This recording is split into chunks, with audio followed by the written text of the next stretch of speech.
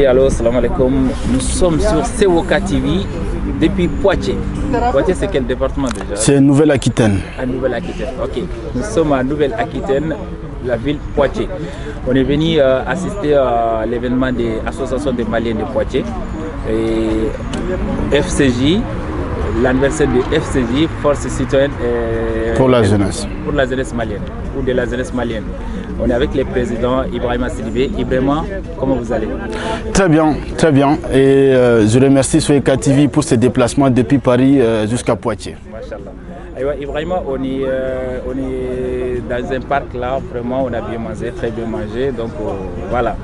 Alors, tout à l'heure, on a assisté à la conférence qui a été animée par cette association. Donc ils ont parlé de quel défi pour la jeunesse malienne. Tout à fait. Quelle sera votre contribution, Ibrahima, dans cette conférence? Alors d'abord, pour dire que nous sommes très heureux en tant que Force citoyenne pour la jeunesse d'être ici aujourd'hui dans la ville de Poitiers à l'occasion du 2e anniversaire de notre mouvement que nous organisons en collaboration avec l'association des Maliens de Poitiers. Et comme vous l'avez dit, ce matin, nous avons eu une conférence sur la thématique de jeunesse malienne, quel défi pour demain. La conférence était animée par Yaya Malé et Madame Aminata Sempara.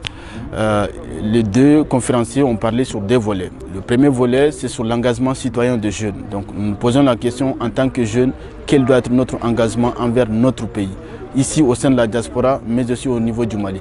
L'autre volet, c'était sur l'employabilité des jeunes, parce que c'est aussi une problématique majeure qui concerne la jeunesse aujourd'hui et qui peut aussi poser des problèmes dans le futur. Donc ensemble, nous réfléchissons à des voies et moyens qui peuvent nous sortir justement du chômage des jeunes. Donc voilà un peu la thématique de la conférence. Et après la conférence, on s'est retrouvés dans ce beau parc ici à Poitiers pour partager un moment convivial après un très bon repas. Aujourd'hui, nous sommes là maintenant dans la phase des activités ludiques. Et il faut dire aussi, c'est ça l'objectif de FCJ. C'est rassembler la jeunesse dans toutes ses composantes et à travers différentes activités qui peuvent renforcer la cohésion entre les jeunes. Merci Ibrahima Sidibé, parce que tout à l'heure, bon, vous avez dit quel défi pour la jeunesse malienne de demain. Bon, quand on dit défi, donc il y a plusieurs thématiques dedans. Tout à fait. Surtout, il y en a qui ont parlé de l'éducation. Tout à fait. Bon, cette éducation, qu'est-ce que vous pouvez nous dire aujourd'hui pour l'éducation de la jeunesse malienne pour sa nouvelle génération? Oui, alors effectivement, quand on parle de jeunesse, il y a évidemment la question de l'éducation qui se pose.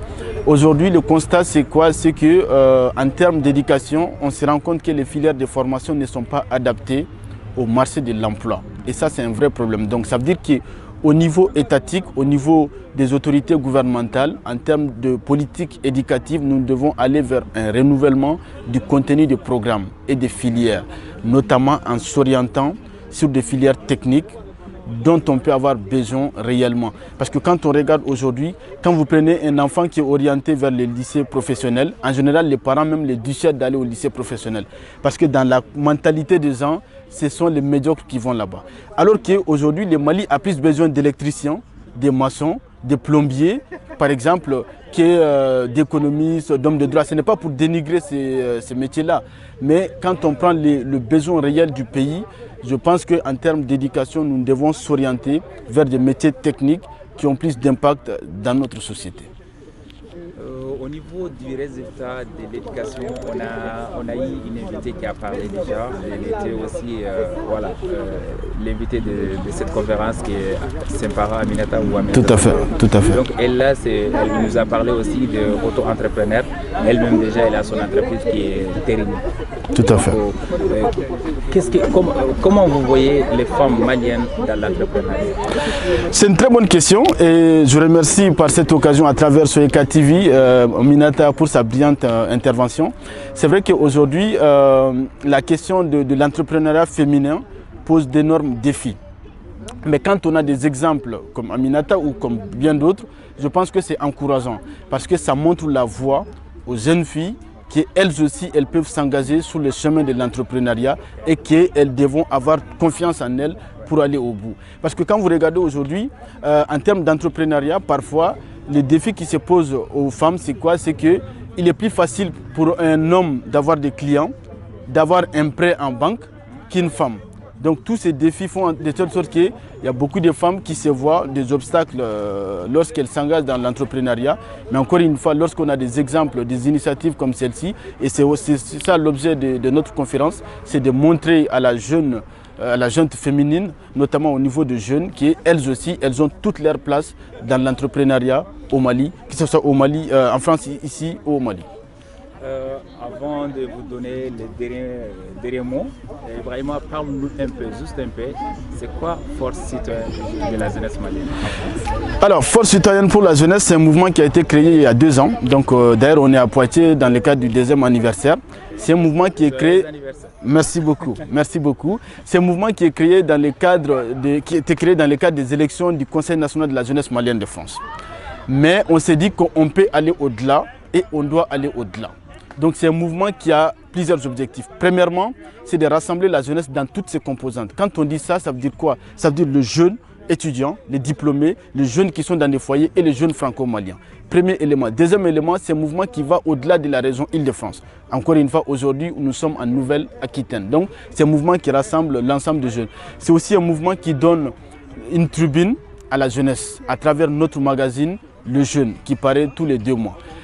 Pour terminer, c'est un mouvement qui met beaucoup, et j'insiste là-dessus, beaucoup l'accent sur l'engagement citoyen. Quand vous regardez la majeure partie de nos activités, se porte sur l'engagement citoyen. Donc, c'est à travers des conférences, à travers des sensibilisations sur l'Octobre Rose, c'est aussi à travers toutes les initiatives qui sont issus du Mali, notamment les États généraux de la jeunesse, de l'éducation auxquels nous participons. Donc voilà en grosso modo ce que c'est Force citoyenne pour la jeunesse. En parlant des forces citoyennes de la jeunesse, est-ce que les jeunes ont répondu à vos messages? Oui, très bien, nous sommes très heureux. D'ailleurs, nous avons formé une très forte délégation depuis Paris qui ont fait les déplacements jusqu'ici à Poitiers. Et à Poitiers, nous avons trouvé aussi des jeunes dynamiques, des jeunes qui sont très enthousiastes, des jeunes qui sont très actifs dans le milieu associatif, qui nous ont accueillis à bras ouverts et avec qui nous partageons un moment convivial. Donc c'est le lieu de remercier à la fois la délégation FCJ venue de Paris ou de Rennes également, mais aussi des jeunes. Oui, on a notre coordinateur général qui vient de Rennes. Donc on s'est tous retrouvés ici pour partager une très belle journée voilà, ici à Poitiers. Et c'est le lieu de remercier aussi Soeka TV d'avoir effectué les déplacements. Ça fait énormément plaisir. Dans le cadre de la jeunesse, toujours vraiment votre dernier mot pour la jeunesse malienne? Alors l'appel que je lance à la jeunesse malienne, c'est que, comme on dit souvent, seul on va vite, ensemble on va plus loin. Cet anniversaire, nous aurons pu le fêter en Île-de-France, mais nous avons choisi de venir ici parce que nous pensons à la force du collectif. Et à chaque fois qu'on se met ensemble, nous devons nous dire que cela nous renforce davantage plutôt que ça nous l'affaiblisse. Et je pense que compte tenu de l'immense talent que compose la jeunesse malienne, si on se met ensemble, si on décide de travailler main dans la main, on peut réussir de très grandes choses pour notre pays, pour la diaspora, pour notre pays. Merci Ibrahima. Merci. Et vive la force citoyenne de la jeunesse malienne. Merci beaucoup. Merci.